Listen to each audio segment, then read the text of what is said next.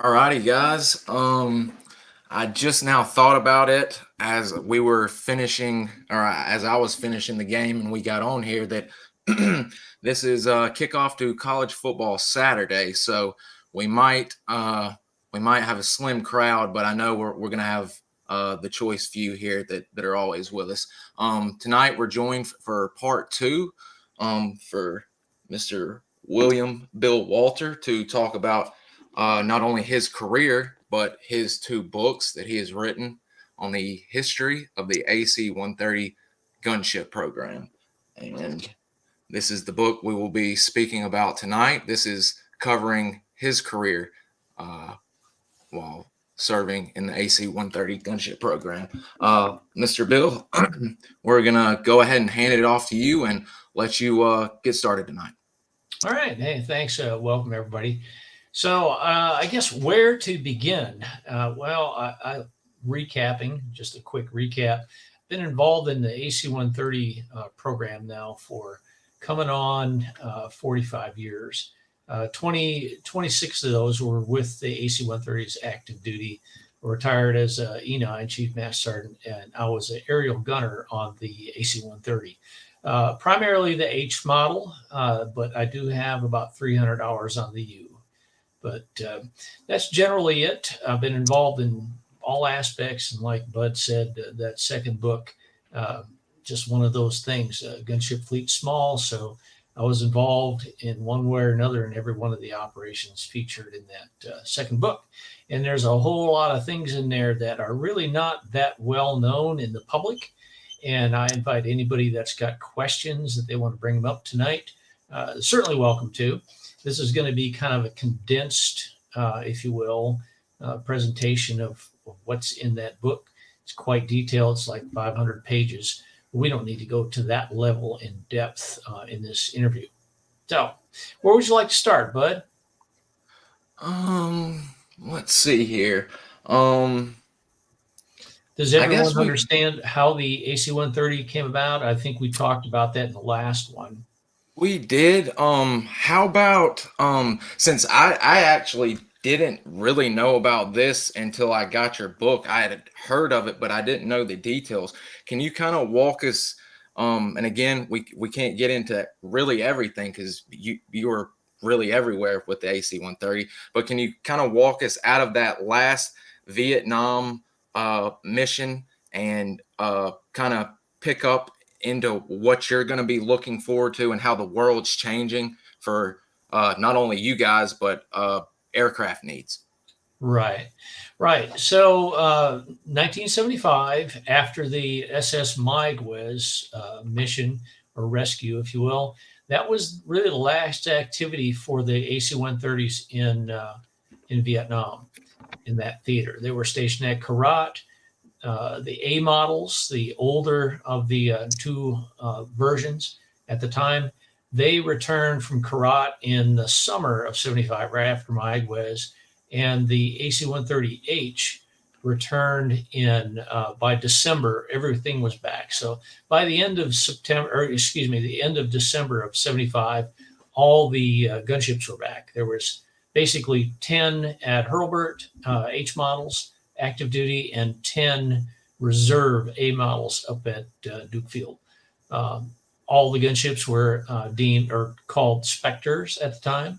Although we hear people say Spooky all the time, technically they were Spectres at that time frame.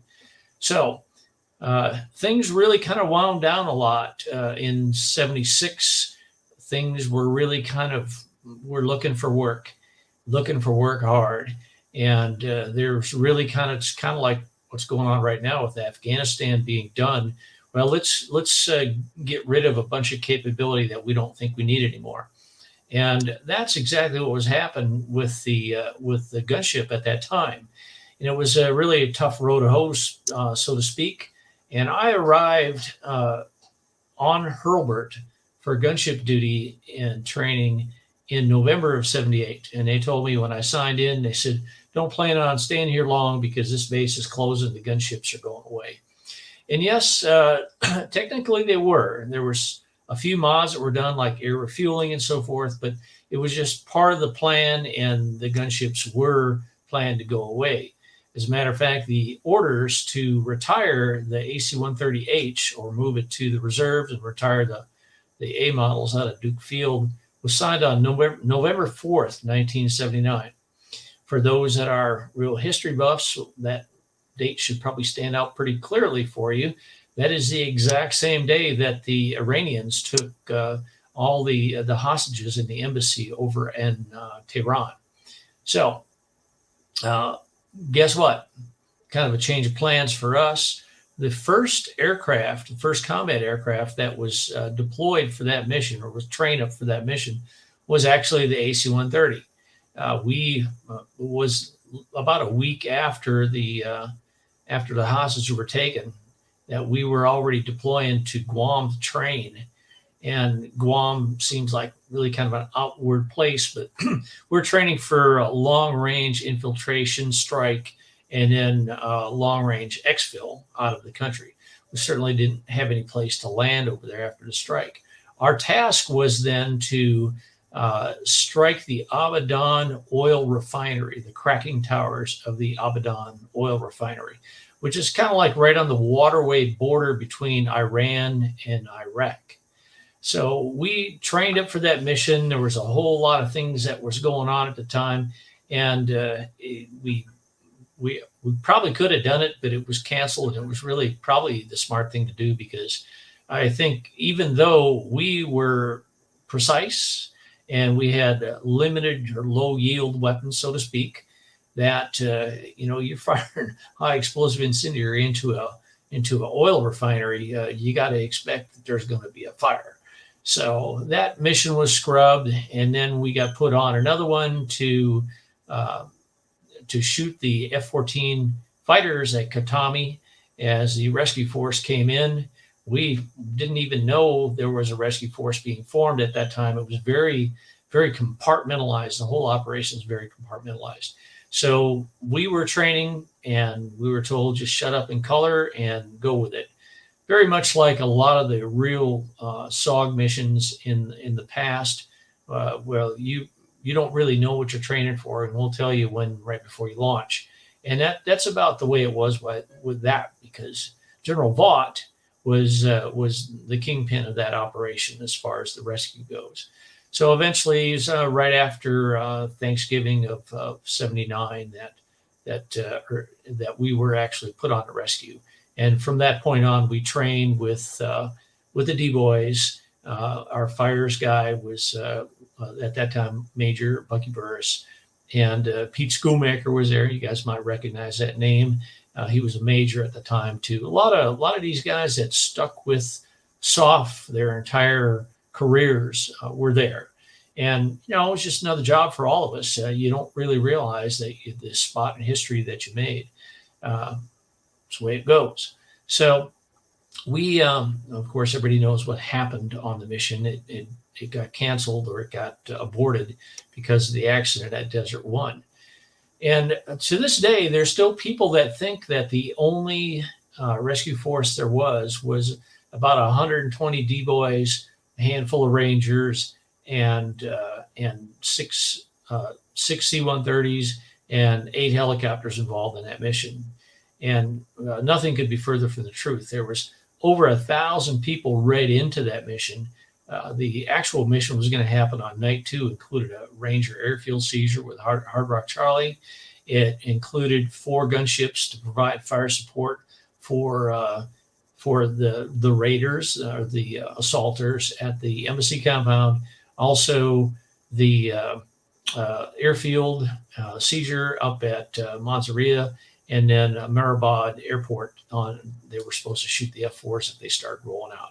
My crew was the 4th crew, which was the airborne spare that would fill in if anybody ran low on fuel, or if they broke prior to the mission. So that was pretty much the condensed version of that. Night 2 didn't happen. The actual story, as what was supposed to happen, is quite revealing. But we came back, and as we did, things again started to backslide quite a bit, actually. And again, we're on the chopping block. Well, there I will add we did do another train up for it was called Honey Badger. I kid you not, Honey Badger, where we basically put a second mission rehearsal in. This was a full scale dress rehearsal that we did out in the Western U.S. Western Desert, and it was quite involved. We had everything good to go and put in a can, so to speak. And then that mission never happened because the Iranians had broke up all the hostages and put them in separate prisons throughout the country. So it pretty much made a one-time rescue or a single mission impossible. It was not worth the risk. So everybody knows then it didn't. The hostages weren't released until the following year when Reagan was inaugurated. Actually, they were released a day prior to that with the Algiers Accords, but they were finally left the day that Reagan was inaugurated. So here we are. We're back to Hurlburt again, trying to find employment, flying a lot of local missions and missions that search and rescue. We're pretty much capable of a lot of things, but yet we were still an expensive platform as far as the Air Force was concerned. So what do? All right. We were owned by the fighter guys at the time, Tactical Air Command, and the fighter guys really didn't have any use for us whatsoever. And so they were still trying to treat us, get rid of us. And we got pulled in by the Joint Chiefs of Staff for this mission down in El Salvador. Again, unique capabilities of the gunship, flying at night, being able to video record activities at night, which is kind of a rare thing. Everybody now says, well, that's common. Everybody can do that. Yeah, that's true. But in the early 80s, that was not true. So we got tasked to go to El Salvador. We flew out of Howard Air Force Base up north into El Salvador at the beginning every night, 2 ships going in there, recording activity. And this activity included both the FMLN guerrillas and also the El Salvadoran army. We're watching what was going on. It's technically called a peacetime surveillance. Although we drew fire every now and then, we drew fire from the El Salvadoran army because they didn't really know we were there either. And at first, and it was a very long mission that lasted for really 7 years, from 83 until 90. We flew that mission, and with different levels of frequency. In the rainy season, we didn't fly as much. Weather canceled quite a lot, but we had a presence there for a very long time. So TACT, the fighter guys I talked about, they couldn't get rid of us because we were now employed direct report to the Joint Chiefs. So, well, okay. Military Airlift Command says, and this was in 83, the spring of 83, Military Airlift Command, the ones that owned all the C-130s and basically all the cargo hauler airplanes, TAC says, hey, you want these soft guys?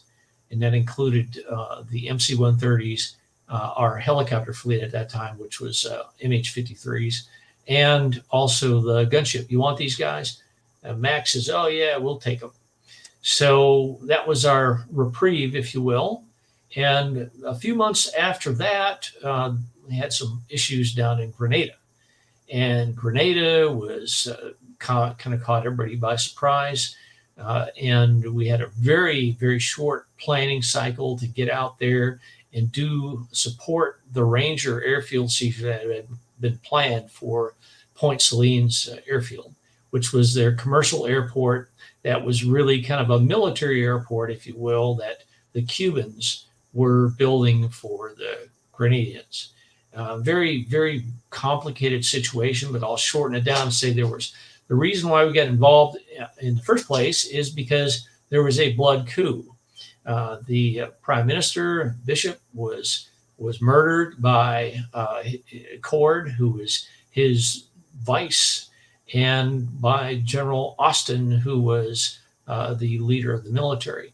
So with this blood coup, Austin was very, very communist, and Cord was a hardcore communist too. And everybody perceived Bishop as being kind of a commie light, if you will, but it was more like a hard socialist. So it was a communist takeover, and there was a whole bunch of a whole bunch of civilian medical students there.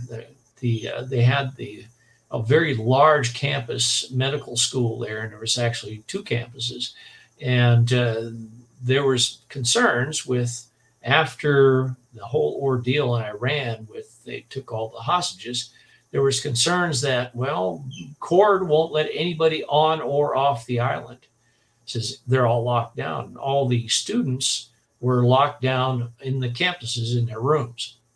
Now, I know several of those guys. One of them was a student, the other one was a professor there, and they said, well, they pretty much left us alone on the campus at that time. Yes. We just didn't really know that then. We didn't know what level of involvement it was, or if they were going to take and hold the hostages and for ransom if we'd let them go. So that's really kind of what seeded the idea of going in there and intervening militarily. It was not a well thought out plan because it had to be made up really quick. And I tell you, the plan was successful. As a matter of fact, the AC-130s, we had 4 of them go down there initially, or 3 of them, excuse me, 3 of them initially. And they were early on suppressed the anti-aircraft guns so that the airfield seizure could occur. The first attempt at landing or airdropping the Rangers was basically right through a gauntlet of anti-aircraft fire.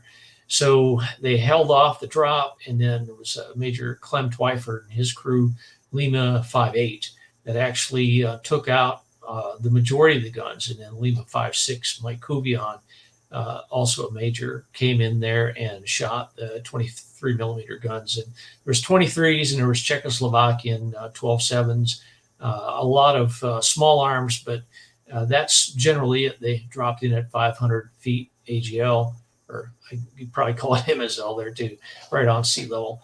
And it was the snuffies, the soldiers and the airmen, the Marines were up north, and the sailors that made that mission happen, because command and control really was almost non-existent. It was ad hoc at best, things going up.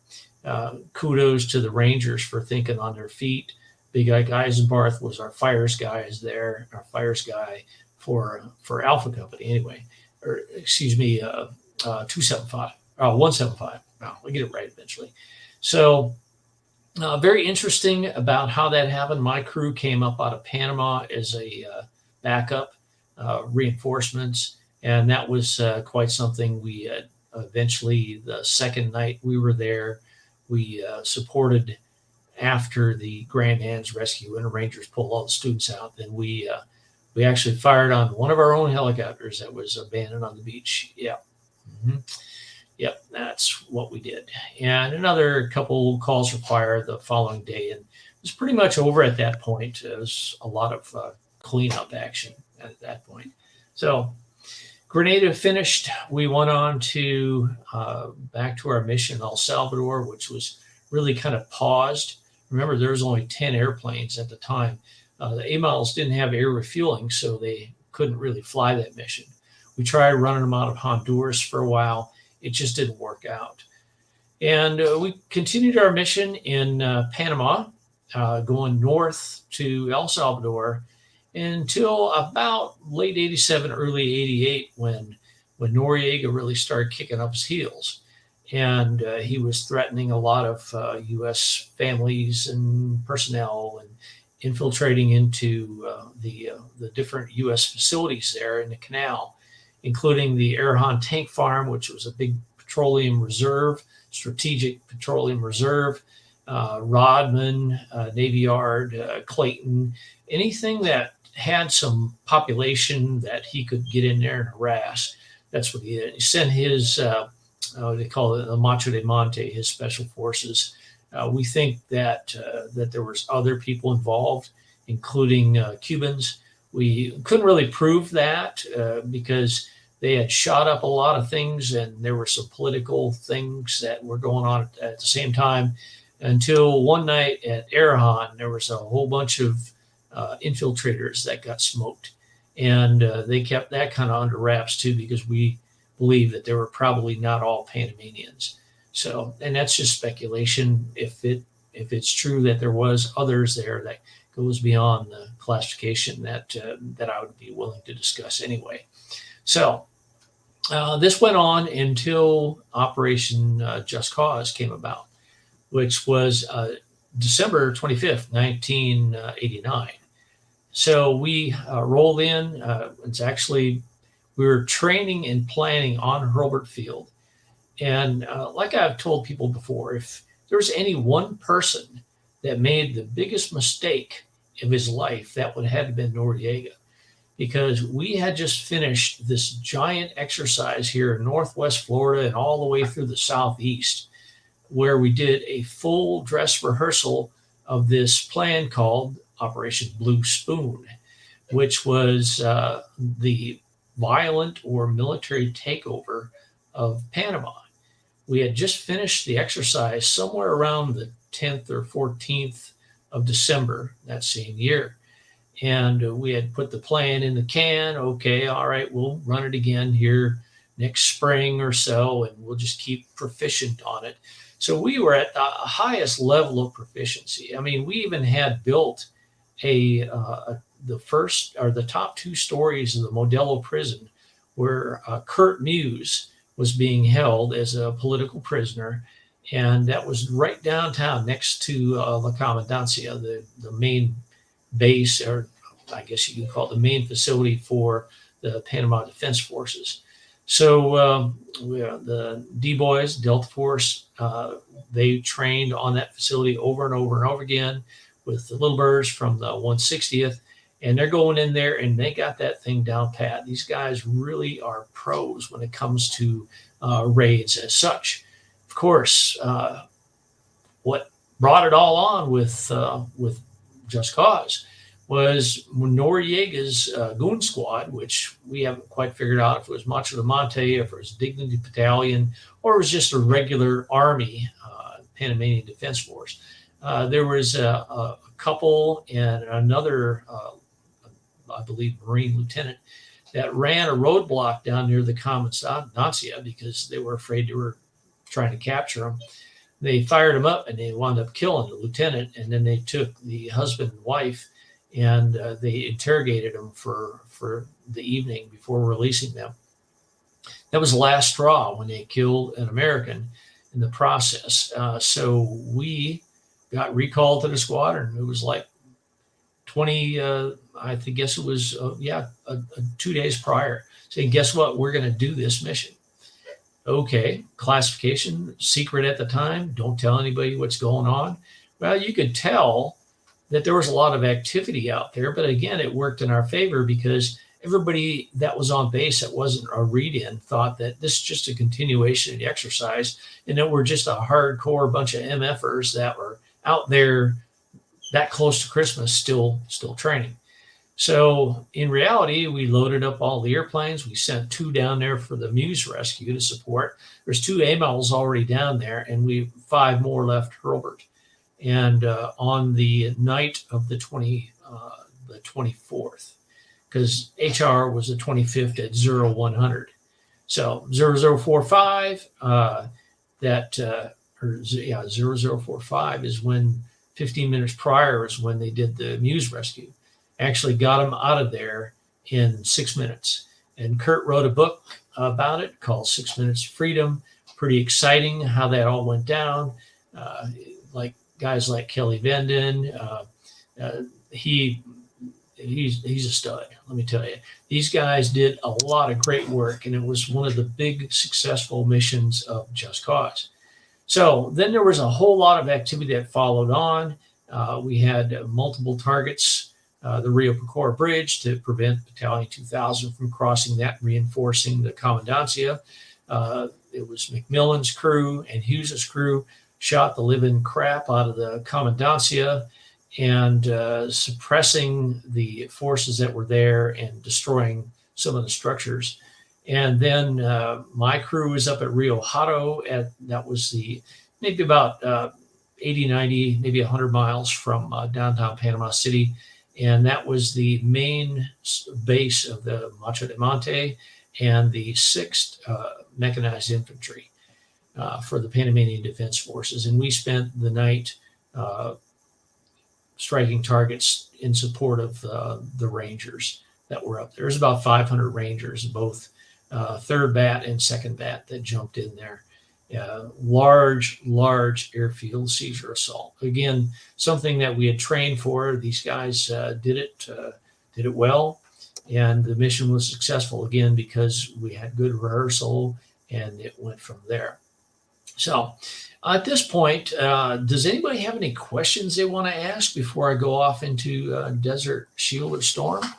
Get a drink here. Yes, sir. I was about to say your mouth's probably dry after that. I think everybody's kind of listening, but I actually did want to ask just to kind of get get the questions flowing here. And I just noticed you were on solo. Sorry about that. And like he said, guys, this book reads like a who's who list of Special Forces legends. Yeah, we've got especially Mr. Mo Elmore, who's going to be on here, Lieutenant Colonel Mike Taylor, we sadly lost, Bucky Burris. I believe Mr. Eldon's name comes up in there once or twice. Yeah, it's General Bargewell was up on top of the on top of the Modelo, and he was command control, and with Gary Harrell, General Harrell was the troop commander of the D-boys who rescued Kurt. Yes. And I've actually finally touched base with one of the men that you quoted in here, Mr. Tom Caldwell, and that is the whole rescue of Kurt Muse is quite the situation. I mean, the bird falls. How many stories does it fall? I mean, it falls literally at the sky, doesn't it? Well, the MH6 that actually it drooped the rotor and lost power, so it basically sunk down to the roadway at first. Now that's after it crashed, after it got shot down, after it took off. So yeah, Tom's one hell of a gentleman. I tell you what, he's a stud too. All those guys. So that picture right there is once they were done at that point. The helicopter crashed, everyone was shot down, and we don't know who shot him down. There's a big question as to whether or not it was friendly fire. There's no way of proving that, but regardless, they were shot down. So they crashed right there on the street, right in downtown Panama City. How they got evacuated? Tom was kind of messed up. Kelly was knocked unconscious. He fell off about, he says somewhere around 30 feet, so 3 stories. Had his protective gear on, but he was knocked unconscious when he hit the ground. No doubt about that. And they had the only one that wasn't hurt, from what I've been told, was actually Kurt Muse. He was sitting in the middle of the helicopter. He's the only one that didn't sustain an injury. Everybody else did. And the pilots, they both were injured, but everybody survived. How they were extracted was by an M113 from Task Force Gator. They came up there. One of our Air Force combat controllers, Dave Schnorr, was the first one to see the helicopter. It's just dark out there, and they go rolling up there. He says, "Go up there," and I'm looking at the helicopter sitting right in the middle of the street. And they were already, all the D-boys were in their protective positions already, and they got into the 113 and evacuated up to the hospital there on the hill. Wow! I mean, it's really amazing that they were able to get out of that and no one be any more seriously hurt alone from the crash. But what happened after that is quite amazing, and I guess a testament to a little bit of luck and all that training that they had. Yeah, you're mentioning Tom too. And Tom had no good luck with helicopters because he had a really severe injury a few years later up there at or down there at the Gap. So, but like I say, Tom's a stud. Absolutely, absolutely. Um, I kind of, well, I'll go ahead and ask, what was your percentage, or what did you think the hostage rescue in Iran? How did you feel? Did you feel it was a good plan? Did you feel like it would work? What were your thoughts on? Yeah, I get asked that often. And of course, when the mission occurred, and I was a buck sergeant then, an E4, they still had that rank in the Air Force then. And I didn't really know what to think of it.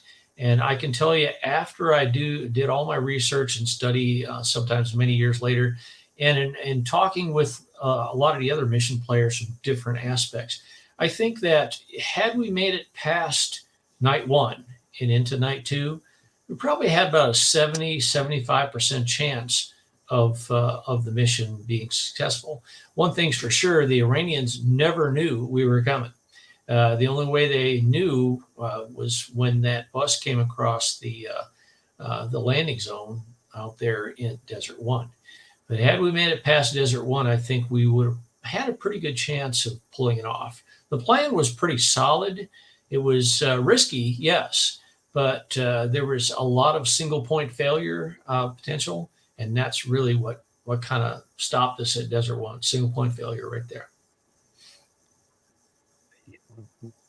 Especially in on the Smithsonian special that they speak about it, but it seems like now getting into some of the nitty gritty details, I'm beginning to think as well. Not that I ever thought it was a terrible plan or wouldn't have worked. Me speaking like I was old enough to even be there, but it looks like like you said, it would have had a percentage chance to work, a high percentage chance, because it was just, it caught them off guard. The guards really weren't, so to speak, soldiers. The students and the Delta guys were ready if they would have had the chance. Oh yeah, I firmly believe that. The Delta guys are professional soldiers. The defenders of the embassy were conscripts and doodads. They weren't really professional soldiers. I think they would have been easily overtaken. And a lot of them were students with guns too. Just literally given a gun, out there in the street and Yeah, told to walk in there and guard them. They knew how to work the photos and scare everybody away. But yeah, that it would have been not a big deal, in my opinion. All right. Guys, there is again, we won't be able to get into everything. We've got Iran, El Salvador, Grenada, Panama, Iraq, Bosnia-Herzegovina, I can't ever pronounce that, and Somalia. Yeah, Bosco hurts when it goes in you. Right, Bosnia or Herzegovina. Yeah, so you ready to move on to Desert Storm? We've actually got one or two really good questions here if you'd like to. It's talking about the technological advances for the AC-130. Okay, can you talk about the technological advances that you watched the AC-130 go through up to Desert Shield? Yes, I can. And it's a pretty straightforward answer. There was really, other than the addition of aerial refueling capability, the AC-130 that flew in the end of Vietnam was pretty much exactly the same AC-130 that flew in Desert Shield and Storm. And it was really kind of, there was a few things that was, a program was going on called the SOF-I program, Special Operations Forces Improvement, but that was aircraft 568 and it had not been delivered yet. It was in Mod Barn.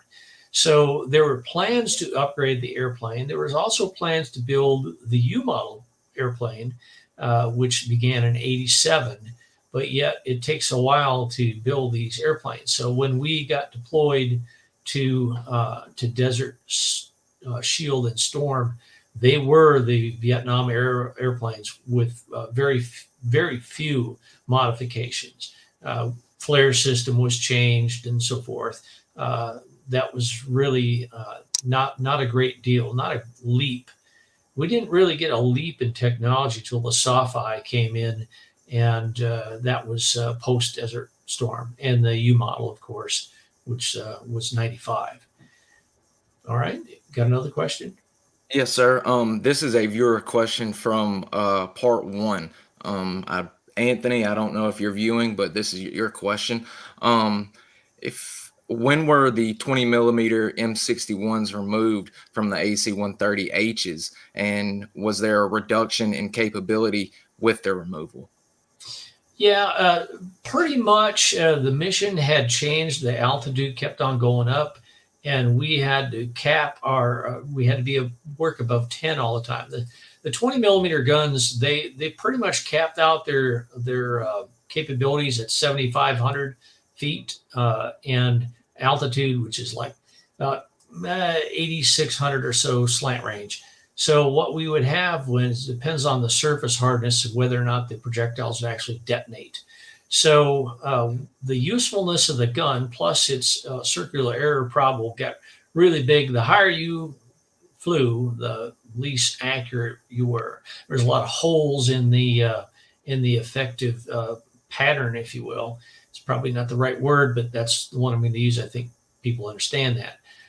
That was about 96, 97, the gun started coming off. And we put on the guppy cheeks, as I call them, the radar. It was quite a transfer of the AC-130. Did we lose capability? To a certain extent, but we had the 105 and the 40 still on board. And we smoked a lot of poodles with that airplane in Afghanistan. So I would say no. 105, I had developed the 105 high fragmentation cartridge, which was specifically designed by the people of Picatinny to produce about 13,000 fragments in the lethal range compared to 3,000 in the standard HE M1 Projo body. So yeah, the high frag really kind of took over for where the 20 millimeters left off and was a lot more effective. There were several occasions in Afghanistan, I don't mind saying this, it's open source or open mic here, where there's been over 20 kills with a single shot of 105 over the top of them. So very effective, more effective than the 20s ever would be at that altitude. The 20s were really effective down lower, 5,500 feet, 7,000 feet. Yeah, they were good there. But then when we got up to 10, it was less useful. And while we're on this subject, could you explain a little bit about the mish metal rounds? Yes. Yeah, there was, and this goes back to the Vietnam days when that round was developed. We took that Bofors 40 millimeter gun, which was actually made by Chrysler and Pontiac in this country, our variant. And the ammunition that was made in World War II, a lot of it was high explosive and high explosive incendiary. Well, you hit a truck with it, and there was really no fire start or limited fire start capability for that. And all these ZL 157s and the other gasoline-powered vehicles on the trail, they want to light them up and burn them because the only way that you could get credit for a kill, truck kill, is to burn it. That was guaranteed a truck kill at that point. So the Navy up at Dahlgren in Virginia, they took a mish metal liner. Mish metal, if you're not familiar with that, it's the same composition as like commercial cigarette lighter flint, like Ronson flint, but it's a sleeve. It's about 30 thousandths thick. And they actually machine this sleeve under oil so it doesn't start on fire, and they press it into the projectile body of a standard M1 high explosive. And then they pour a melt cast explosive into the projectile body, put the fuse on top of it. And when it functions, if you've ever seen the videos online of 40 millimeter going off and all these sparks flying everywhere, about 30 feet in diameter, maybe 30, 35 feet tall, hot burning cigarette lighter flint. And the trick was then to fire the conventional rounds first to bust them open, and then to fire the mission metal rounds, which is called a P29B/B in our vernacular, and you'd light them on fire. So it was because we displaced some of the explosive for the liner. It wasn't quite as effective as a fragment maker, but it was definitely a big improvement in starting fires. So that's what it was. It was a mixed load, and that was done before the 105 was added to the airplane, which really made altogether more difference. Wow, I was very interested in that. It's amazing the work y'all go in and out of, and I was just surprised, honestly, about how tight and how quickly y'all's ROEs could change depending on where y'all were and what the situation was. Did y'all ever feel that? Well, I know reading it hampered y'all, but did y'all ever? Well, how did y'all handle that? I guess that would be a better thing to ask. I mean, in the different operations, the differences between the ROEs. Yeah, ROEs were different in every operation. They were very restrictive during Grenada because our job was to go over there and take over, not to kill a bunch of people. We were there to protect our forces. We weren't there just to mop up on them. Kind of the same way in Panama. It's like, hey, and this is really what the gunship's not just a kill machine like a lot of people think. We're about putting our forces in an advantageous position and not necessarily just going out there to shoot people unless they're a threat. Now, I'll say Desert Storm is pretty much different than that. It was like, if you see them, you can shoot them. And because everybody considered north of the border was considered a target. So it didn't really matter. And that was a very dangerous operation for us because of the threat levels. Yeah, it was one of, I think, the 5th largest army in the world. And here we are in a 130 at 10,000 feet, trying not to get shot out of the sky. And we unfortunately wound up getting one shot out of the sky with 14 crewmen lost on that one and lost the airplane. That was 567. So ROEs in Bosnia were, again, very restrictive and very screwed up because of the United Nations. Same way in Somalia. Somalia was there was a goat involved, I think. It was like we did fire, but we were so restricted. There was one crew that had a valid target. It was validated by the targeting board, which is the UN targeting board, which is really those two things should not go together. And they orbited this target until they ran out of fuel and were never cleared to engage, even though it was clearly a hostile target and it was firing at our people, but they still wouldn't let them engage it. If you'd like to continue on our timeline, I think we've hit the questions for the most part at the moment. Okay. So recapping a little bit about Desert Storm, we didn't think we were going because it really wasn't our capability, if you will, that we were initially deployed for air-based defense, very much the same way the AC-47 was employed over the SIGI camps in Vietnam. And that's what we were supposed to be going there for. But unfortunately, once we got there, and I was on crew 1 going over, Joe Caballero's crew, and it was really a bad place to be because we got there in early September. It was hot as hell. It was like 120 degrees in the shade and during the daytime, and it didn't get much cooler at nighttime. It was just a really bad experience for everybody involved. That was physiologically, but as far as the mission goes, we didn't really know what we were going to do, and we got chopped to the conventional force instead of the Special Operations Force, the Joint JSOTF, Joint Special Operations Task Force. We were removed from the JSOTF and handed over to General Horner in his staff. General Horner lives right down the street from me here now, and I've talked to him extensively about this. It's really kind of a misuse of the gunship. They didn't realize they were misusing it, but there was really no tactics, techniques, and procedures that were published. So they were kind of just making it up as they went. And how we got stuck into the scud hunts, same reason why I talked about earlier, why we got in Afghanistan, or excuse me, in El Salvador, was we had a night capability, and we could go out at night and find things and shoot things, and or record them. So about the war finally kicked off on the 17th of January, and the first couple missions were just run up to the border. There really wasn't a whole lot going on. There was a lot of cloud cover and so forth. And Saddam started launching Scud missiles into Israel, and they didn't like that. So Israel was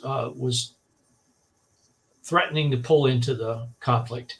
There was like 34 different members of the coalition, something like that. It was like a lot of different countries involved. Many of these were Muslim countries. They're not fond of the Israelis either. So President Bush was very concerned that, well, if the Israelis fire back at Iraq, that the coalition would dissolve, and Saddam would win. So Bush administration talked the Israelis out of responding and said, we'll find those scud sites and we'll shoot them. That's where the dangerous part for us came up. It says, okay, we want you guys to go out there at night, find these scud sites, and shoot them before they can launch. Well, the Iraqis, they had a lot of experience in warcraft with Iran for the longest time that they had. So they knew what to do, and they were going out there and shoot and scoot, and then they would hide their missiles underneath overpasses and so forth. They'd get them out there. Well, our gunships flew a lot of really dangerous missions. We almost got two of them shot down on one night hunting for scuds, and fortunately both of them made it out by getting down on the deck and hauling ass as fast as they could to get out. But in the long run, we never found a single scud, never fired on one, but we really were pressed in a net. But nevertheless, the crew still flew the missions. They were tasked to do it, and they did it, even though they had to suck it up and say, yeah, there's a good chance we won't be coming back. And there was a lot of strife, if you will, saying, well, all right, but they flew it. Finally, General Horner called it off, saying after we almost lost those two, and then Jack Flanders got sent up to H3, and thankfully that mission aborted too, because they would have never made it home. That H3 was heavily defended with all kinds of anti-aircraft, and they were going up there solo. They're supposed to have F4 or F-15 escorts, but they didn't make it. They aborted, or they finished their mission at a different time. We're not sure. So the airplane was recalled. So then pretty much no more north of the border stuff after that. And then here comes the Battle of Khafji, which was south of the border. And that mission was when Saddam came across the border into Khafji, Saudi Arabia. That's when it kind of caught everybody by surprise as well, too, saying, what's he doing way out there? Well, the King of Saudi Arabia didn't like that, about having those slimy Iraqis coming across his border. So they put all the effort into defeating that. In about a 2.5 day battle, we sent up Paul Havel's crew, went on the first night, and they fired out some targets, took a missile. It's a Manpads missile, small man-portable air defense, Russian, and did not get hit. It detonated right off the tail of the airplane. The next night it was Flanders, Timpson, and Weaver was the last one, Spirit 03, that went up there, and they just right around the border. Flanders went north of the border a little bit, so did Timpson. Weaver never went north of the border, but he was tail end Charlie on that, supporting the Marines at Kofji, not the Marine Ground Forces, which is commonly referred to. They were not in radio contact with the ground force. They were, which were 8 miles to their south. They were in contact with the FAC, Forward Air Controller, call sign Pt.2, and they were on target for 30 minutes, and they were just getting ready to roll out and go home. Had some fire control issues, and they did get some good rounds on target on the border post and around the border post. I know because I did the target survey afterwards when the shooting stopped. And we lost that airplane. They were shot down at 9,000 feet. It dropped down from 10 to 9 because they had fire control issues, and that's when they took man pads in the wing, left wing, and the wing came off. And you need those, as you know.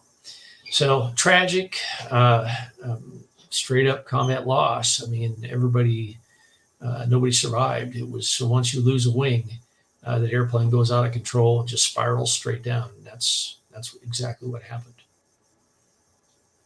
After that, there was no real hardcore missions. Everybody was kind of reeled back by that. The A models flew some of that at the very end when the convoy was leaving Kuwait City, going up towards the road to Basra, which they call the Highway of Death. And I was up there too afterwards, and it is pretty stinky up there. Everything stunk over there though. So the A models got some shooting in there, and then that was pretty much the end of it. And then a long time waiting afterwards, and then finally redeployed back home. Wow. With Iraq, it really let me see if I can find on my notes where, I mean, y'all were facing, besides the AAA threat, I believe 14-5, they had some optic and radar directed AAA, but they also had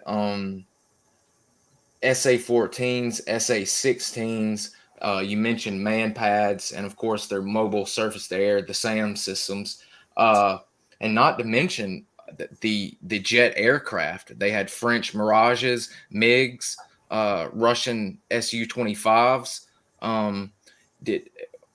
How did y'all prepare for that, knowing the extensive Air Force and the AAA that y'all were going to be facing?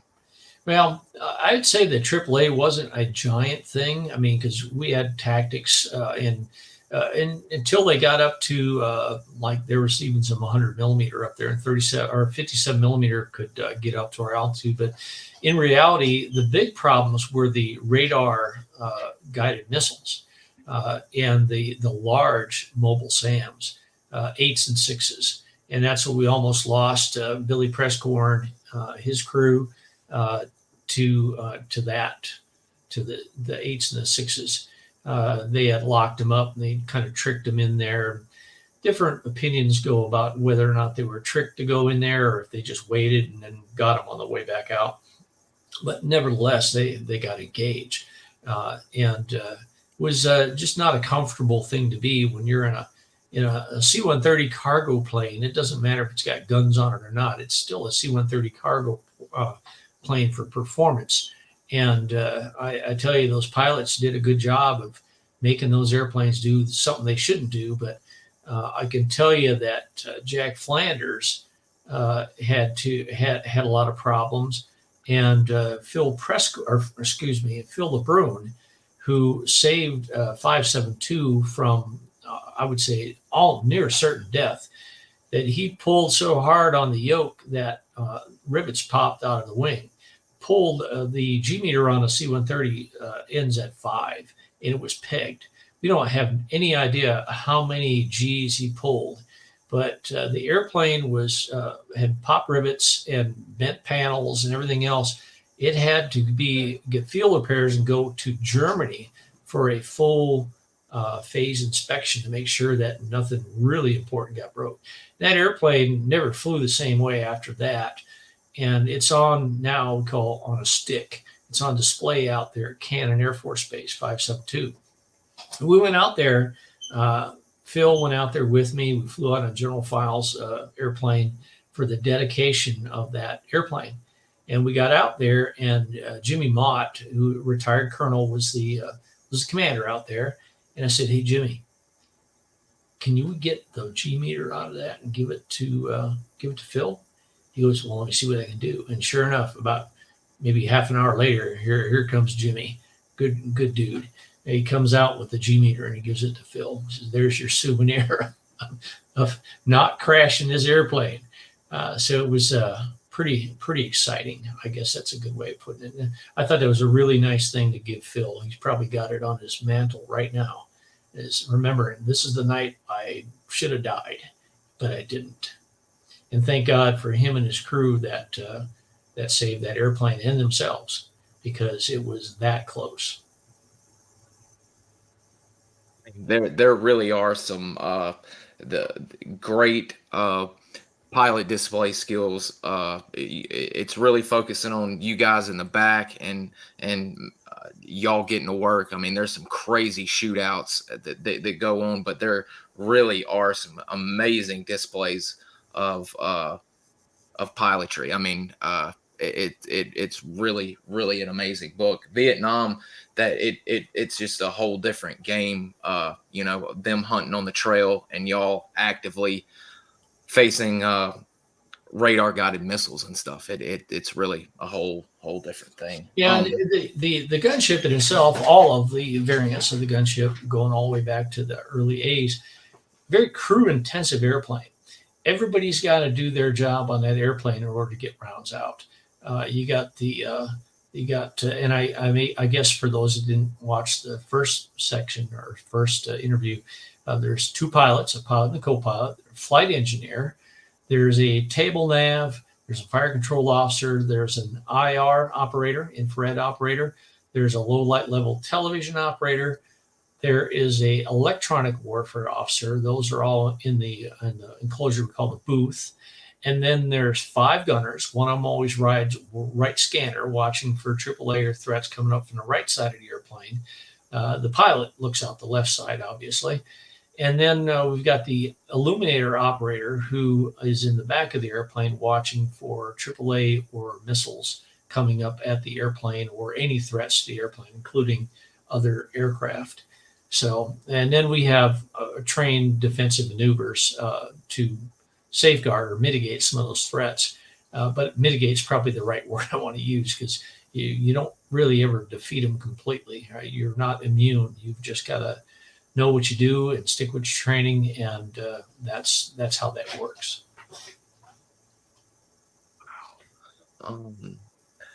And one thing you spoke about earlier, one more thing on Iraq and Iran. Did you say that the aircraft would get upward inside the aircraft? It could peak higher than 150, or was that just outside? How hot would it get in there flying? Pretty much inside, yeah. I mean, you got this enclosed aluminum tube, and there's really no insulation inside of a AC-130. Everything's stripped out. There's just painted black on the inside. So yeah, it got really hot. And of course, you got the normal smells. There's a urinal in there, there's a honey bucket, but it gets emptied. And just the normal smells of the airplane. When you crack that door open and it's 140, 150 degrees inside that airplane, it's like a big green fist punching you right in the face. That's like, and this is what our crew chiefs and our maintainers had to put up with every day. And they had a lot of blowing sand. They had a lot of dust. They had to do turbine washes more often because of all the abrasiveness. Airplanes are not necessarily, they're not like tanks. I mean, they're not designed to be operated in an environment as such. So it was a whole lot of maintenance, covering things up, covering up the windows of the airplane with stolen bed sheets and so forth. Some of those got kind of funny too. They draw things on them. And try and keep as much out of the airplane as you could, and keep the solar heat from transmitting to the inside of the airplane. So it was all in all, it was when we got there in early September, it was hotter than the bejesus. But as time rolled on into December and then January, it started to rain and it got really cold. And that was really kind of a posy neggy thing that, all right, it's now all that cold weather gear that everybody sniveled about, everybody got in their chem suits just to stay warm, because we don't really have any cold weather gear. You always take your flight jacket with you. Even in Florida here, you get up to altitude and it get kind of cool, but not like 30 degrees or 40 degrees cool. So it was then again another environmental swing there that you had to adapt to. But the rainy, muddy stuff, that's when they kicked off the war, when it was the shittiest weather there was. Lots of clouds, lots of rain, and that clay, dirt, sand, I don't know what you want to call it. It's a combination of all, just turns into muck. And it's one of those, like when you walk across it, it sticks to the bottom of your boots and you get taller with every step. It's just very viscous, very sticky. I don't know why people live in that part of the world. Somebody stopped there years ago and said, hey, let's stop here. People refer to it as moon dust. Yeah. Just all over everything.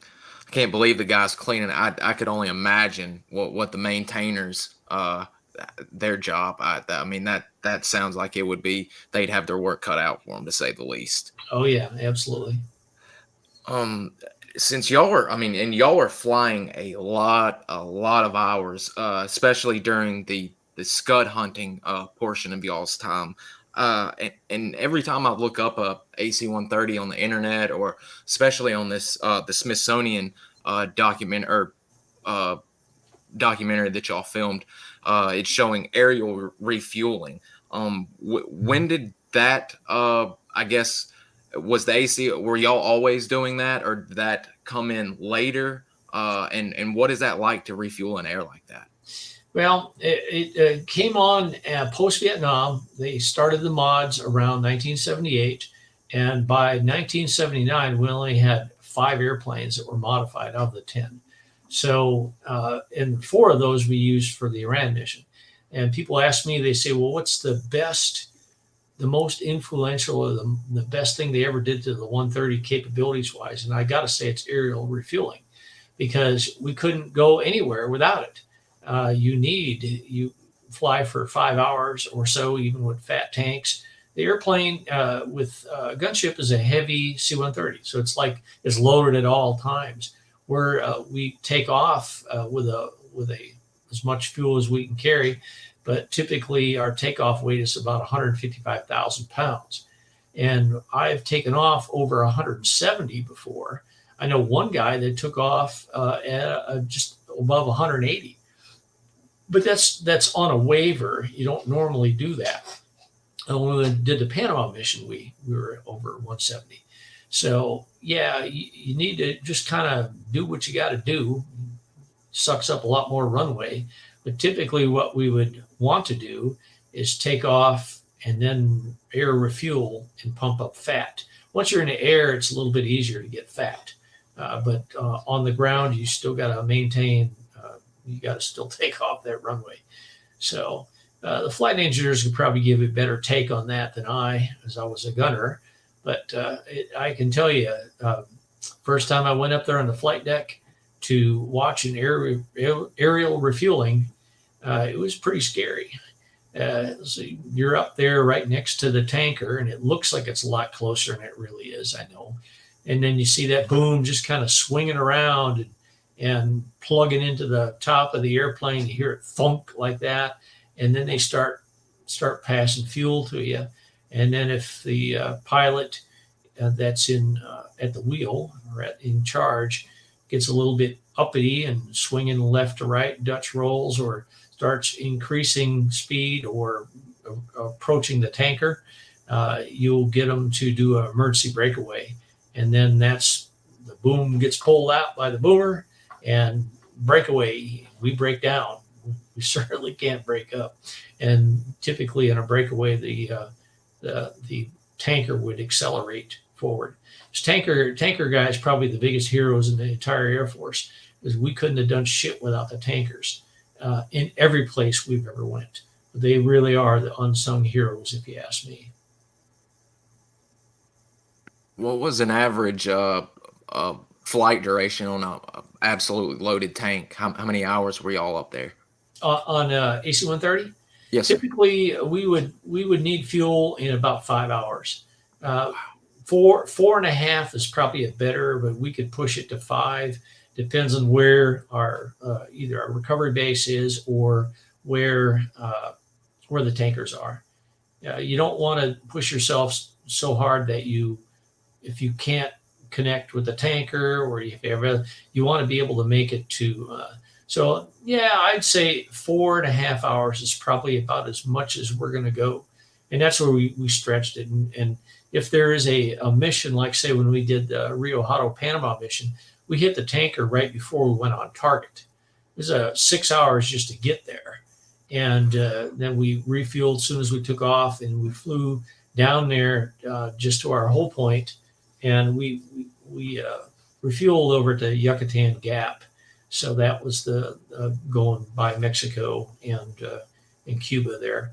So we had flown down there to through the Yucatan Gap, tobogganing to get under the radar, and then back up again. We refueled right prior to going on target.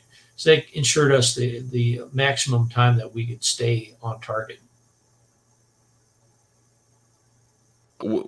I've actually recently gotten a CCT book.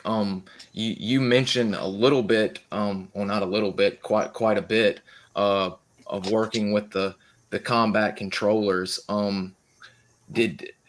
Was that pretty much as the modern warfare went on? Was that were y'all working exclusively with the combat controllers, calling in air whenever y'all were when troops were in contact? Well, actually, no. I mean, the combat controllers during the time period covered in that second book didn't call airstrikes. They controlled airfields. It was ECAS, emergency CAS. It's the only thing that there was such thing as a JTAC back then. So when we did the Grenada mission, they jumped in a whole bunch of combat controllers to run the airfield. That's what they did. It was Rangers who actually their fire support officers, their FSOs, and their FIST leaders that controlled us, along with TAC-P.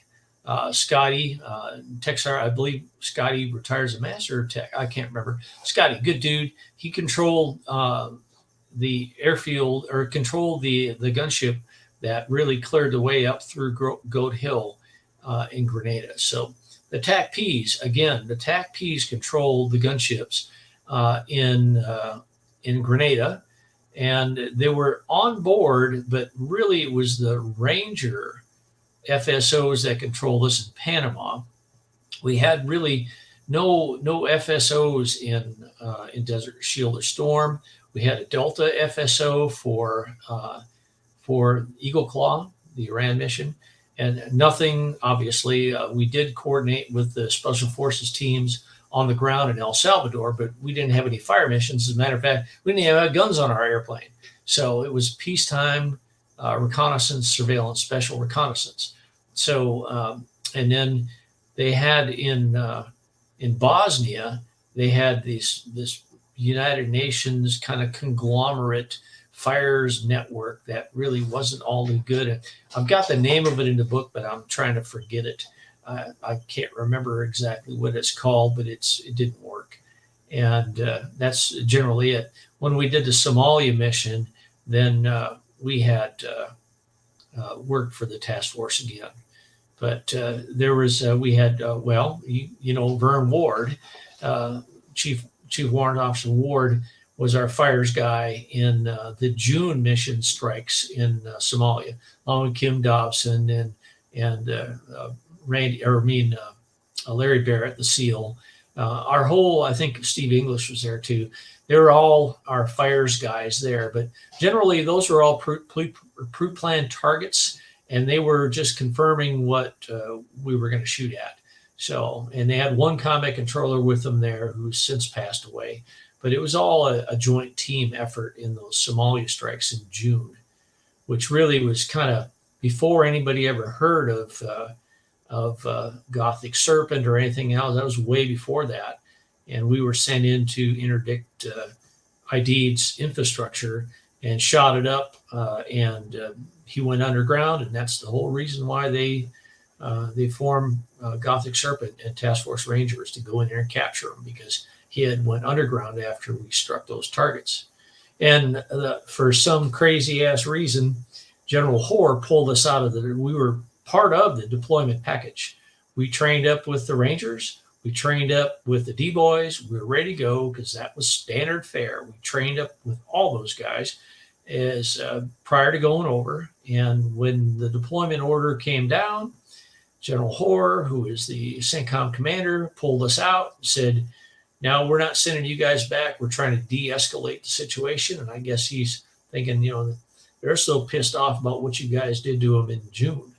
So, well, that turns out that was probably not the right decision to make, because, we talk about it. I talked with a couple of the CCT and the D-boys from that mission. And had we been overhead, it would have been more like a Panama mission than it would have been, especially the downtown, than what they dealt with. Props go to the 160th SOAR. They did the best they could do, but they didn't have that heavy firepower overhead, a deep magazine. We would have just that would have been a complete game changer. I mean, it literally would have been a completely different story had y'all been in the package.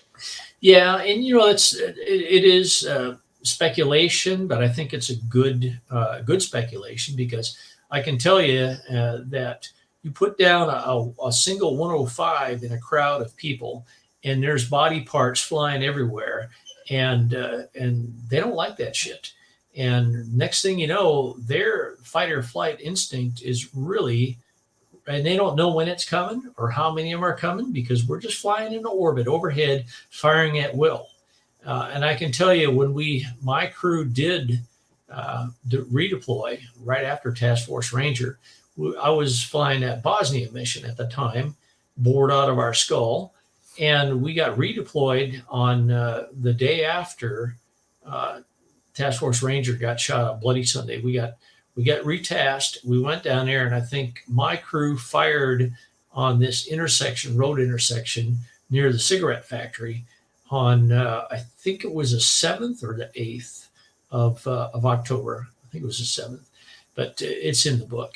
And we went out there, and another crew fired on near the Radio Mogadishu, and everything just kind of screeched to a halt. And the main reason why we fired on these targets is, one, we're back. We announced that we're back. And two is to instill fear into Aidid, which apparently we did, because he called for a ceasefire the next day. And we didn't know where Durant was, so we weren't going to fire on any of these occupied or potentially occupied buildings without knowing where he was. And it was pretty wild mission, because they had a couple of these OGA ultralights flying overhead with loudspeakers and everything else, helicopters, loudspeakers, saying, hey, looking for Durant. And they didn't find him, or he wasn't released until it was several days after that, even after we got there. So then it was the long haul. The task force picked up and left towards the end of October. We thought we were going back, and no, they kept us there, because 10th Mountain was there, and 10th Mountain wanted us to stay, because they said the gunship overhead sound is very comforting to us, and nobody screws with us when the gunship's overhead. That lasted for a while, until, like what I talked about earlier, that they learned that we weren't going to be allowed to shoot or anything.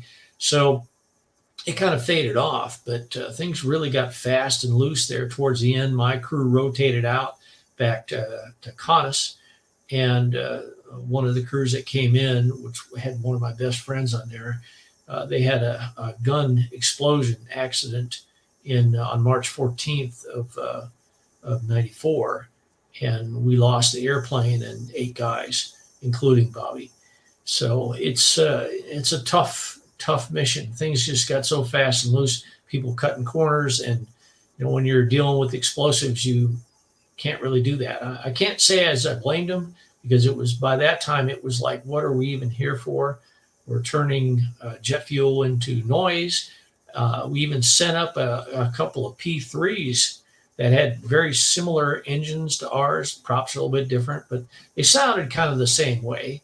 And the P3s were based down there in Mombasa, Kenya, where we were. And they would go up and fly their missions and fly in orbit, pretending to be us, just to keep the Somalis at bay. So it was a very interesting mission that probably would have turned out a lot differently had it went as it was planned and rehearsed rather than modified. That kind of leads me that there's another great question that I'll tie in after this one. After Vietnam, we remember the stories of the SOG men putting their strobe lights, getting their strobe lights for y'all, or for the crews back then. What was did they have anything like that? Personal strobes to where if it got radio comms were down and y'all needed to be over them, still calling it or getting fire down on them. Did y'all have anything like that? Yeah, we actually had those still, yes. But the most reliant system we used was called glint tape. And it was just a small square, no more than typically a 1-inch square was good. Some guys went 2-inch, but it was just standard cloth-backed reflective tape. And what we used it for is for covert PID, because now you get the ground force to put, like, say, a bandolier pin from one of their bandoliers and pin it on the outside of their hat.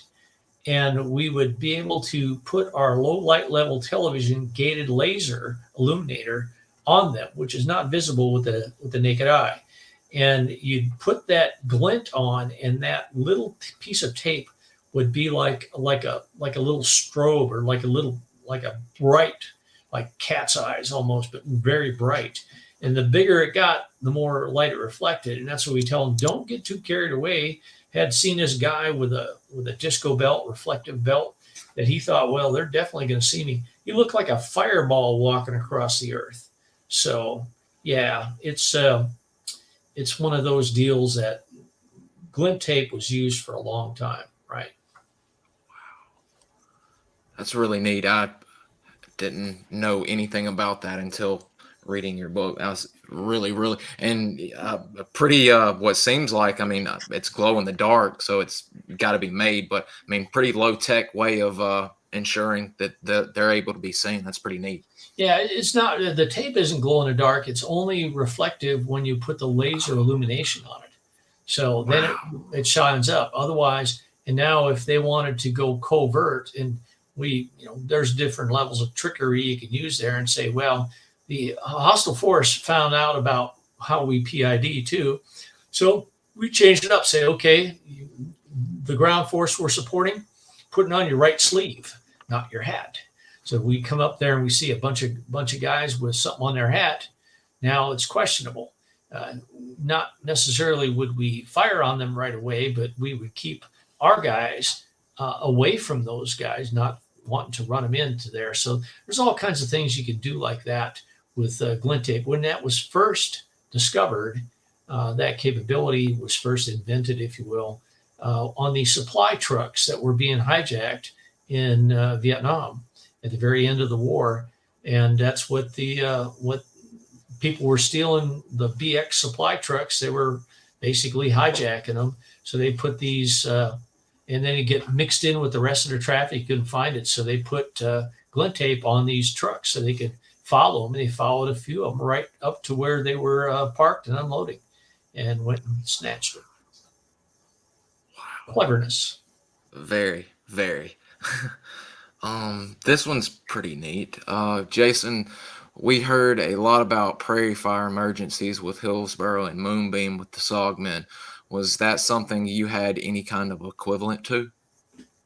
Moonbeam, I'm familiar with, ABCCC. Moonbeam would vector in fighters or gunships or whoever. Did we have any equivalent to that? ABCCC was around for a long time. As a matter of fact, they controlled more than just the fires. They controlled the operations for almost all the rescues, and also the mission in Grenada. And there was an ABCCC overhead, ABCCC, Airborne Command Control Center, and that was a general officer was in charge of that, and a colonel who lives in town right here, Bruce Pfister, was once AFSOC commander as well. He was the air component commander for the mission Grenada. So yes, ABCCC is no longer in existence in how we know it. Other command control entities have more or less taken its place. Wow. We can stroll on along. I've got a good question, but that one will kind of tie on in towards when you finish this segment towards the end. Okay. So where were we? We're at Somalia, right? We just got done scud hunting and all of that in Iraq, actually. But yeah, well, we talked about Somalia mission, right? Yes, sir. Yes, sir. So the only one we kind of skipped over was the mission in Bosnia, and we had a lot of SF there that we were supporting. SF was also embedded with this whole force that was a multinational force. That was a very confusing mission as well. Our job in the gunship was actually to detect helicopters at night, because they had this prohibition. The UN put this prohibition as like, you can't fly, is called Operation Deny Flight. So you can't fly your tactical aircraft at all. So they were then deciding, well, we'll arm helicopters and we'll fly them at night, so they don't know they're armed.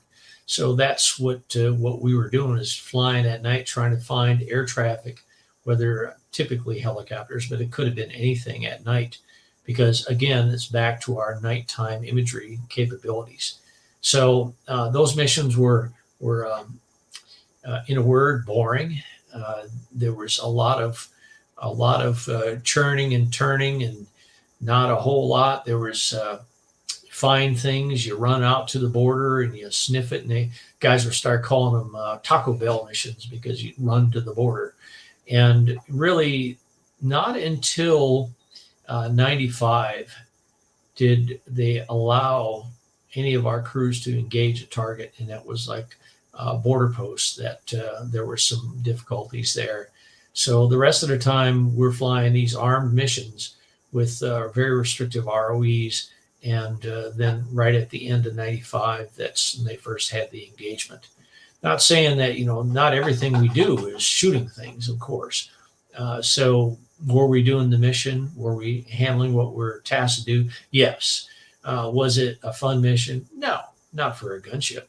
It was there. I mean, we were there, but I don't have a whole lot more to add about it, other than it was tasked us and we did it. It's really about all it was. And we were there. Post after that too, things kind of rolled up at the end of 95, and then we wound up coming back there again for Kosovo, an allied force that's outside of the window for what that book's cleared to. So I'm not really going to talk about Kosovo, but that was a very similar mission.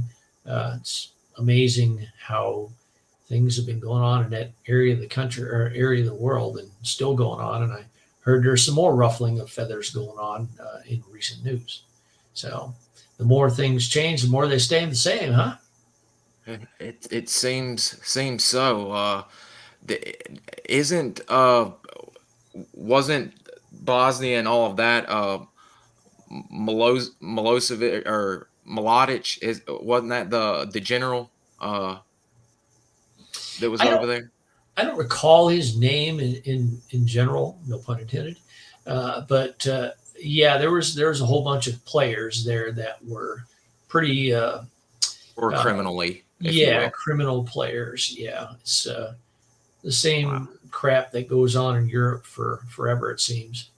Yeah, it's like you said, as times change, it just remains the same. Or as we say in the old saying, same shit, different shovel. There you go. I like that one better. Did you have any threats in MiGs while you were in Europe? My crew did not, but we weren't there that long. There was typically the ABCCC or the AWACS. AWACS really was the ones that supported us in that theater and also in Desert Storm. They would let us know if there was any fighters inbound, and typically there was a time in Desert Storm that they didn't really live up to what they were supposed to do as far as the fighters go. And we had one and even an attack helicopter. No kidding. When you're being pursued by an attack helicopter, you got some problems. So that was pretty amazing. But no, there was a few times they got close. There was one that Phil LeBrun's crew in Desert Storm. He ducked in the clouds and lost it. But the fighters just didn't have the legs. They don't have the amount of fuel on board to really stick around for very long.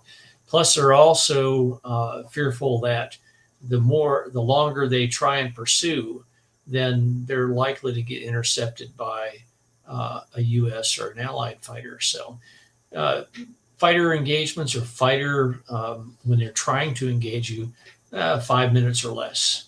That's typically it. And if they don't get you, they're out of there, unless it's a whole flight of them coming at you. But no, I would say no. I know that in Vietnam they had a couple of times up in Steel Tiger East, I think in the barrel roll, that they had some fighters coming in, and they didn't acquire either. It's just one of those things that happens. But there's always they won't surprise you. Put it that way. The AWACS in Desert Shield Storm kept a good eye on all the air traffic, and there was no real surprises there. Surprises sometimes when they come up on you or come up near you, and they don't have fighters going after them. But generally, not really a giant concern. The big threat was the mobile SAMs, because you couldn't detect where they were or when they were coming up till they started to paint you. And once they cranked the radars up, your Mach's not trying to get out of there, but you're only doing about 350 knots downhill with the wind at your back. So it's they can definitely outperform you. And y'all did have some electronic warfare capabilities, or was that a different platform? Now, we had various types of ECM pods. Mostly they were jammers or spoofers. We had IRCM, IR countermeasure pods too, that were designed to spoof the seeker head of an IR missile. It depended. They're not something that's going to be absolute. There's something that are a hindrance, like the pods that only work in certain places in where the aircraft was. So I'd say, is it better than nothing? Yeah, but it's not something you're going to say, well, hey, we got ECM pods, so we're not caring about the threats. Not even close. It's kind of like, yeah, it's nice to have, but we're not going to rely on it to Save your bacon. Yeah, that's right. Wow. This is the question I was kind of holding till the end. It's a good one. I'd like to see where you go with this. What does Bill see in the future for gunships and of? Well, being so that's what I'm still doing, 45 years into it, we just built 30 brand new gunships. J models. And I can't really go into that too much. Is there a future for the gunship? Yeah, I see myself repeating 1978 all over again now. Now they're always talking about we got to get ready for the war on harbor freight. That's what I call it, China. We gotta, that's everything that's going towards that. Well, there's a lot of other shittiness in the world that we got to deal with too. And our charter is we do in the weeds. We do the third world. We do what they call low engage or limited threat warfare, or what's the term I'm looking for? Generally less than combat, or less than war operations other than war. That's right. And it depends on if it's a war, or it depends on who's shooting at you and you're shooting back. It's still a war, but it's not a war in a general large scale like people say World War III would be. The gunship doesn't fit in well at all with the war on harbor freight. There are some things we can do, but we're not kicking down doors. We're there to, and like I say, since it's more current, I'm not going to really comment on what we plan to do or where we're planning to go, but I will say there is a plan. So I got to leave it there. Totally understandable. That's a good thing to know, that there's still something going on, and we can hopefully look forward to something one day popping up that we can look back on and say, hey, we remember the guy that may or may not have been working on that. Yeah, there you go. I like the way you phrase that. I wanted to read a quote that really just sums it up about what it's like having the gunship over top of you, and this is Master Sergeant Dale Comstock, D-Boy, who I've actually made contact with thanks to Bill. Knowing you guys were orbiting above and keeping vigilance for me and my fellow soldiers on the ground was like having a guardian angel sit on my shoulder, but with a cannon. Sounds like Dale. I really like that one. I made a little note to get that one out so people could understand a little bit how it felt. Guys, do y'all have any more questions for Bill? I don't. Have we kind of gotten towards the end of your career? I didn't mean to jump in there. Oh, my active duty career, yes. I mean, okay. I retired in 2004, and that book, the second one, which covered all, I was a headquarters guy, still a headquarters guy now, but I went up to the headquarters in 94. So that takes me right after the Somalia mission, pretty much. And that book takes you through 95. So yeah, it's been interesting. I put it that way. Would I do it again? Yeah, I would. It's been great. And even though there's been some rough times, there always is in life. But as far as a career choice, I think I made the right one. We've got a pop-in question. Can the AC-130U and the AC-130J engage more than one target simultaneously? Yes, and that's true in both cases, but the AC-130U is retired now. We retired. The last one is on a stick on Hurlburt right now. So we brought that airplane in 1995 and retired it about 2 years ago. Okay, I think I had one more. Oh, if we could, I'm going to show this picture. This is a wonderful photo. I think people will get a kick seeing Billy with you as well. Could you speak a little bit about this meetup of these legendary men? Yeah, that's off on my right, I mean, my left shoulder, off to the right there is Admiral Olson, and that's Coach Carney right behind Billy, who's a combat controller, Coach Carney. The other gentleman to my left, he was standing in for someone else, I believe. That was the 2010 when we were all inducted into the SOCOM Hall of Honor, and you can see Billy's got his green sport coat on and the flag and everything else. Of course, he's passed away now, but quite a legend there. I just felt proud to be even part of that group, and it was a good experience. But like I say, I represent the rest of the guys that I worked with. I just happen to be the one that they selected, so try and carry that forward. And I think I've actually got the entire list right here. I'll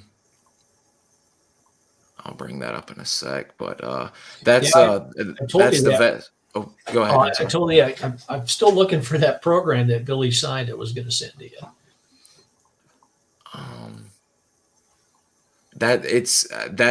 Seeing that picture in the green vest really brings back memories from last year, because not everyone, but most of the time that's what the guys will wear. It's sore for the final evening, the banquet, and just walking around there seeing the men, out, because that's really the only time they ever show off, or you really know who's who if you don't know them personally.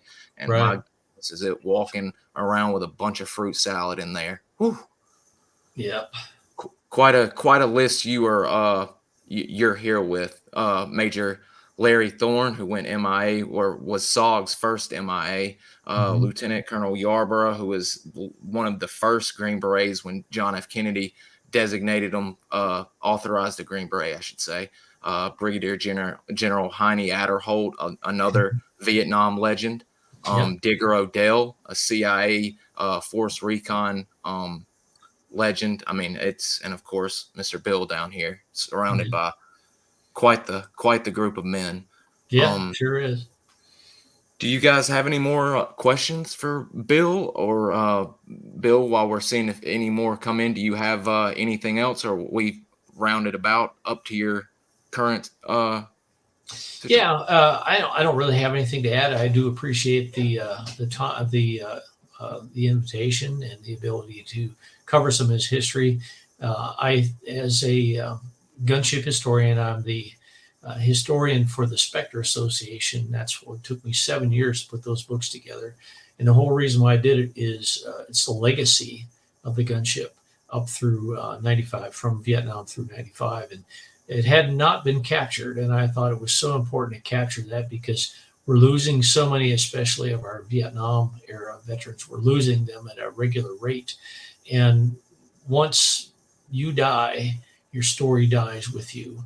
And that's why I say, anybody, I'm sure there's people on this podcast tonight that are in the similar situations.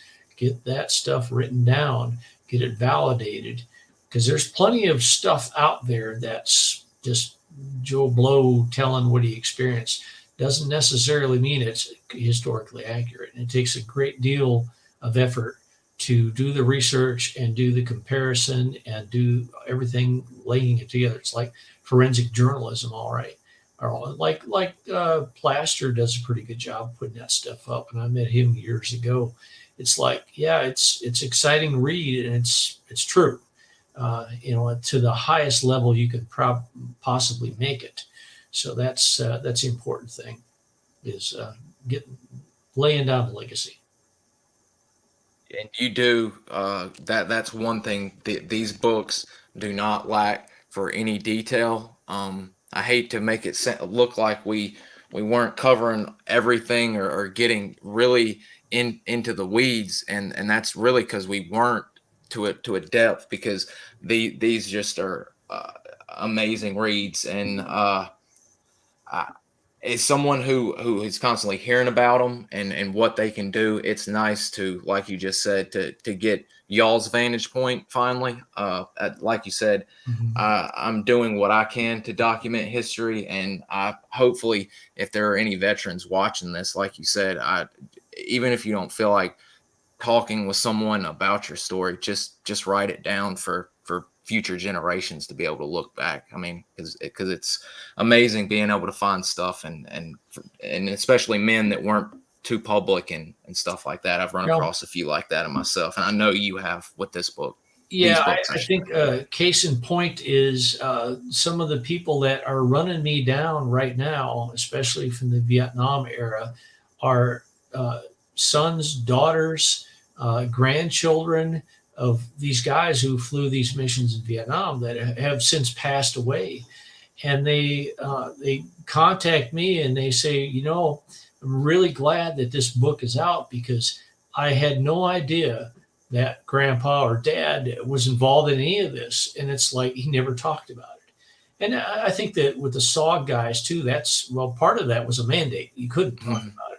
But then again, too, a lot of water goes underneath the bridge. Vern's got a lot of good stories too. I know he's told me some of them. But, generally, when you die, your story goes with you. And some people are okay with that.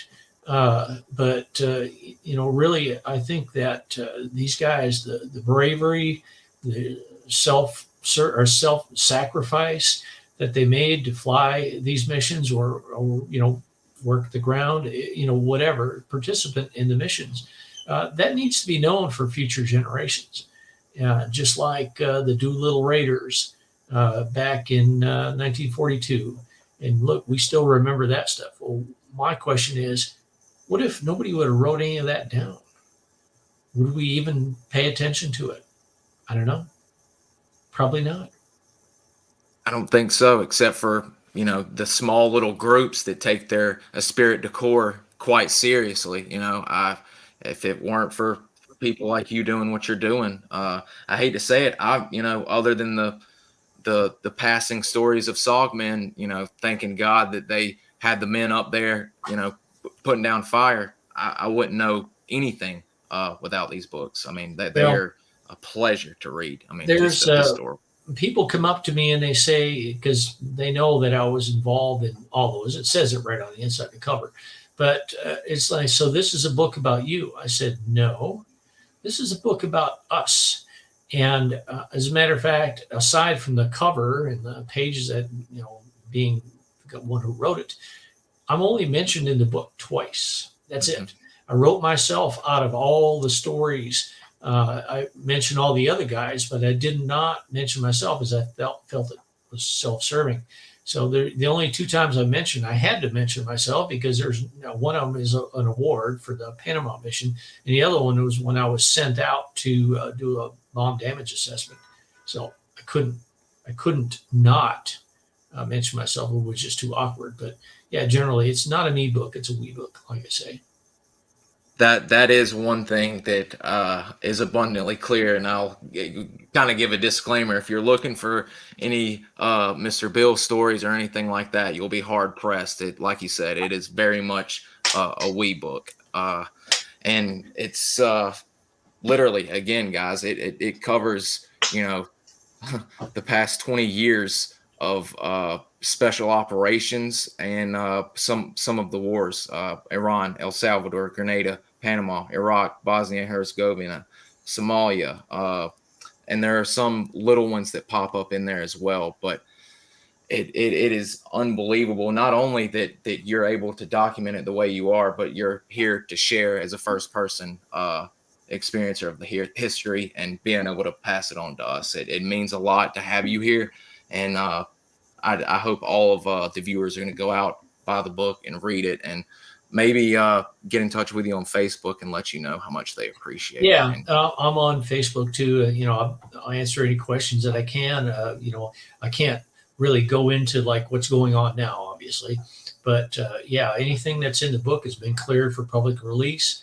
And if you need some, I'm William Walter 79 on Facebook. I'm driving a John Deere tractor in my photo. So please do, if you are interested in that or you got any other questions, you can contact me through there. No problem. I've got the two links to the books down in the show notes, and I believe I now have your Facebook linked. I wanted to make sure from last time that was okay. I didn't want you getting random friend requests and all that. I get that all the time. It's like, yeah, I Okay. think I was just everybody does. Oh yeah. Oh yeah. All right. Yeah. Jason and everybody is saying thank you for coming on and talking with us today. Is there anything else you would like to close out with before we end for the evening, sir? No, I think we're good. And it was, again, thanks for the invite and be able to talk a little bit about gunship history. Absolutely. And we hope here in the future, maybe we can line something up to where we can have one of the guys in the book and maybe you come on to kind of compare and contrast or reunite, if you will. Sure, That sure. would be very interesting. And I've got a few people in mind actually, so maybe we Okay. can work Yeah, that I've out. got, I'm in Indiana. I'm going up to Indiana in February of next year to give a presentation on, and I think it's going to be about the Iran mission. It's a lot more detailed. So I've got 2 presentations to go up there, and it ought to be a lot of fun. Wow, that will be. And I know the people in attendance, they'll get a heck of a presentation from A that. lot of stuff that isn't known. It's it's been under wraps for so many years. People forgot about it. So It is, and you did a great job uncovering it and presenting it to us. It's 2 great books. Before we end, again, 1968 to 1975, William Walter. 1976 to 1995, William Walter. and I'll add too that the first book is already sold out. It sold out 1,500 copies in just a little bit more than a year. It's right now. It's in its second printing. It'll come out in trade paperback. It'll be a little bit cheaper than the first one. The second book is getting ready to go to be sold out, and it will be also trade paperback through Barnes and Noble or any place where they sell books. But it's up on Amazon too. They still got hard copies or hardcovers of the book 2 on Amazon, but book 1's already sold out. I count myself lucky because I absolutely destroy paperbacks. I have to have a spine and a hard spine on my book, so I love a good hardback. Well, everyone is putting their thank yous in. I will pass them along, guys. We appreciate y'all spending an hour and a half with us, almost 2 hours. Wow. Again, it just really just flies by. Mr. Bill, I appreciate it, and I will be in touch with you. We greatly appreciate your visit tonight. All right, bud. Hey, thanks. Y'all have a good evening. Yes, sir. See you later. Bye.